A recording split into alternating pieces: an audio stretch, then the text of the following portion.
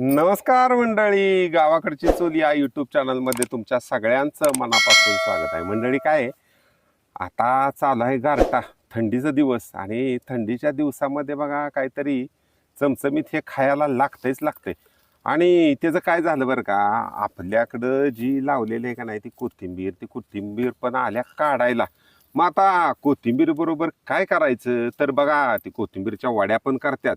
पण आम्ही असं ठरवलंय की थंडीच आहे, त्याच्यामुळं आळूवडी करूया, आहे का नाही? होय. हां, मग ते आळूवडी करायचं असं आम्ही ठरवलंय. तर आळूवडीची ही रेसिपी पूर्णपणे बघा. आणि ह्याच्यामध्ये तुम्हाला ह्या आळूचं मी आयुर्वेदिक महत्त्व सुद्धा सांगणार आहे बरं का. आणि ग्रामीण भागामध्ये प्रत्येक वेगवेगळ्या ठिकाणी ह्याच्या वेगवेगळी रेसिपी आहे, पण आमची रेसिपी जी आहे का ना आता होणार आहे, ही अतिशय वेगळी होणार आहे. आणि त्यामुळे हा व्हिडिओ शेवटपर्यंत नक्की बघा.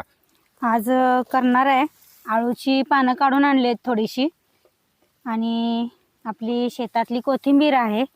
तर आज ताज्या कोथिंबीर आणि आळूच्या पानांची वडी करायची. तर कोथिंबीर मी आता ताजी काढून आणली, निवडून घेतली. आता ती धुवून बारीक चिरून घेते. बारीक कोथिंबीर चिरून घ्यायची. ह्या आळूच्या पानाचे आपण देठ शिरा काढून घ्यायच्या आणि ही बारीक चिरून घ्यायची पानं. धुवून घेतलेलीच.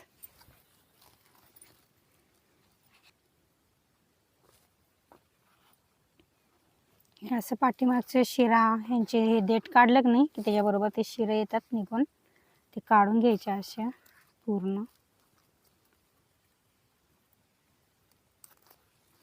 अशी.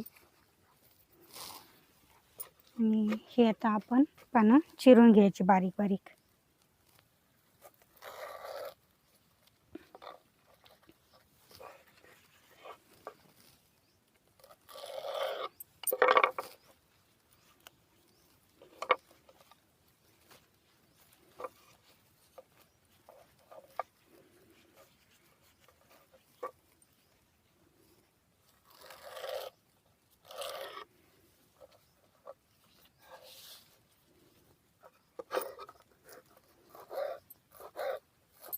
तुम्हाला जशा आकारात पाहिजे तसे गोल पण असे हे करून सुरळी करून कापली जातात.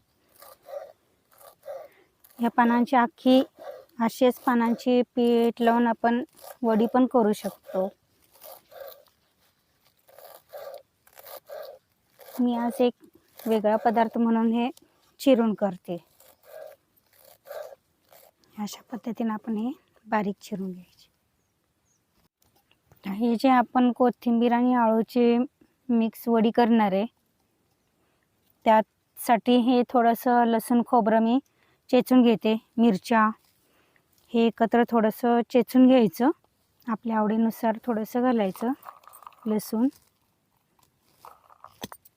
थोडीशी कोथिंबीर घालते म्हणजे पटकन लवकर चेचला जाईल.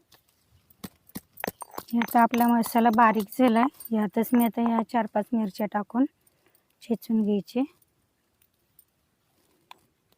आपल्या आवडीनुसार तिखट टाकायचं, कुणाला जास्त लागतं कुणाला कमी लागतं. मसाल्याबरोबरच बारीक करून घ्यायच्या. त्या मसाला मी बारीक करून घेतला आहे. हे आता पीठ मळून घ्यायचं.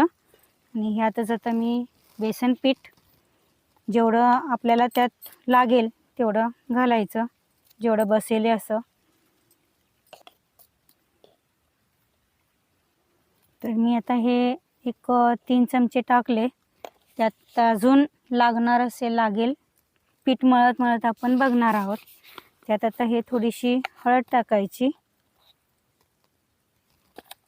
मीठ चवीनुसार, जेवढं आपल्याला हवं तेवढे. आणि थोडीशी यात मी धने पावडर टाकते,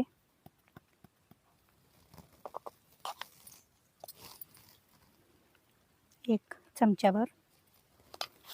आणि आपण जो हा मिरची लसूण खोबरं चेचून घेतले तो मसाला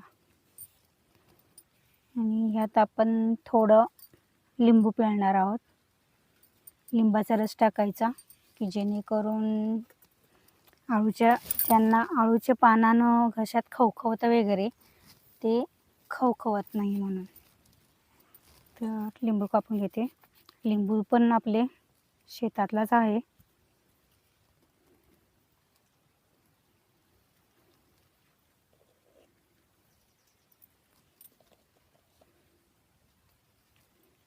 दोन चमचे पीठ घालते मी अजून.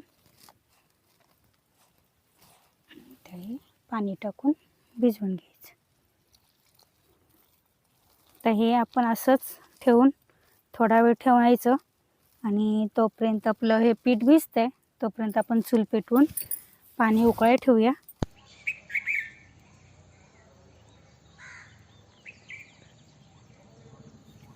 हे चूल पेटवून पाणी उकळायला ठेवलंय. पाणी तापून घेईपर्यंत आपण हे प्लेटमध्ये हे पीठ थापून घेऊया. वडीसाठी थोडंसं तेल घ्यायचं. तेल लावून घ्यायचं प्लेटला जेणेकरून खाली आपलं पीठ चिकटत नाही.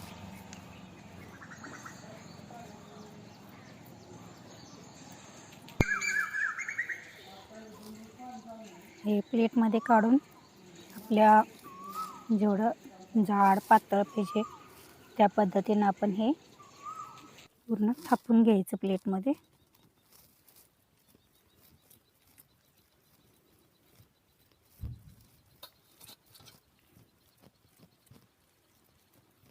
अशा पद्धतीनं आपण जास्त जाड पण नाही पातळ पण नाही शाईनी आपण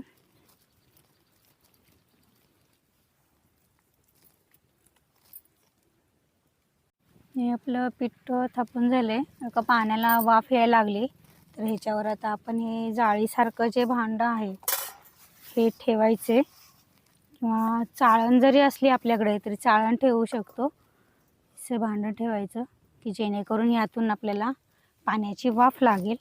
त्याच्यावर आपण हे जे पीठ लावून घेतलेलं आहे थापून घेतलेली प्लेट आहे ते आपण यात ठेवून द्यायची. आता वरनं झाकण ठेवायचं म्हणजे येणाऱ्या पाण्याच्या वाफेच्या ह्याच्यावर हे पूर्ण शिजून निघतं. तर मंडळी आळूची वडी शिजत घातलेली आहे आता.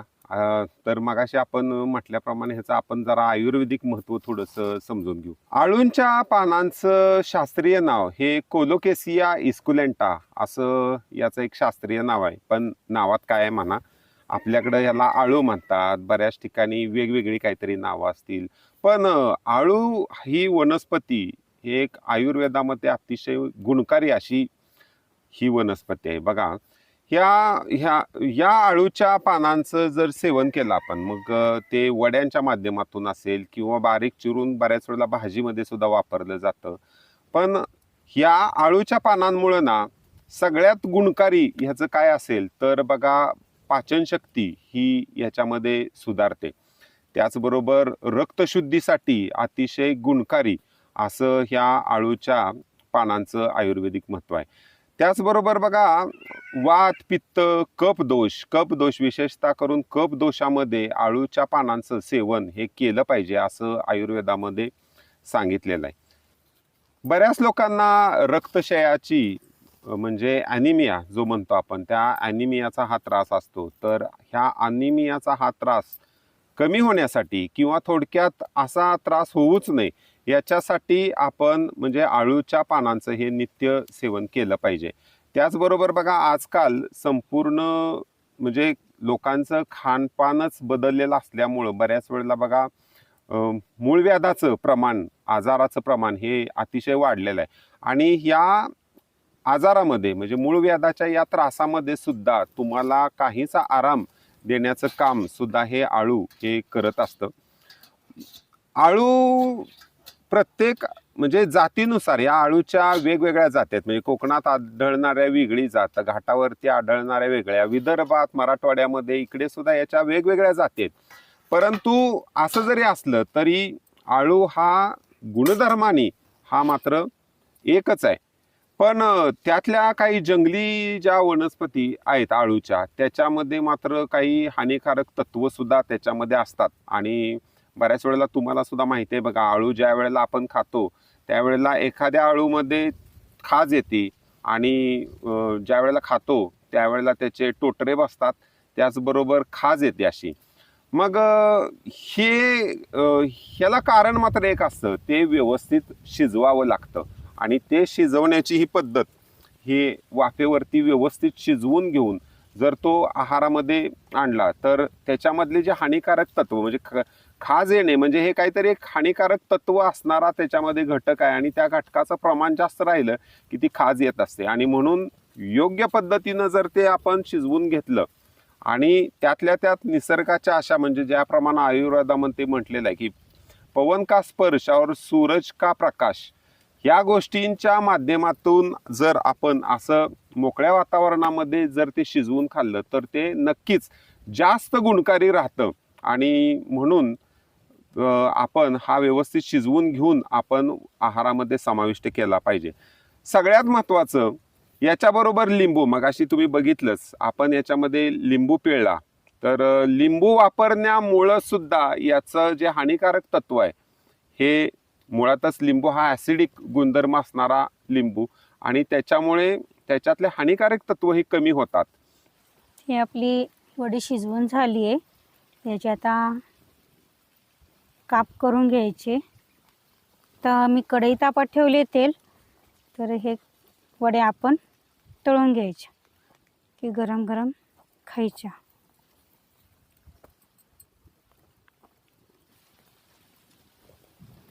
हे वड्या वेगळ्या वेगळ्या करून घ्यायच्या. आता तेल तापलंय, एक एक वडी टाकून आपण चांगल्या खरपूस अशा तळून काढायच्या.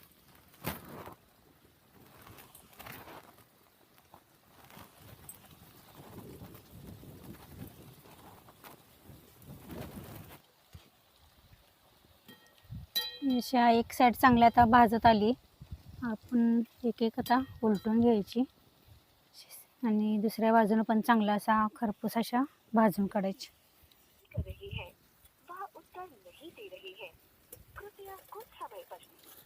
काय हिजवलीस ही?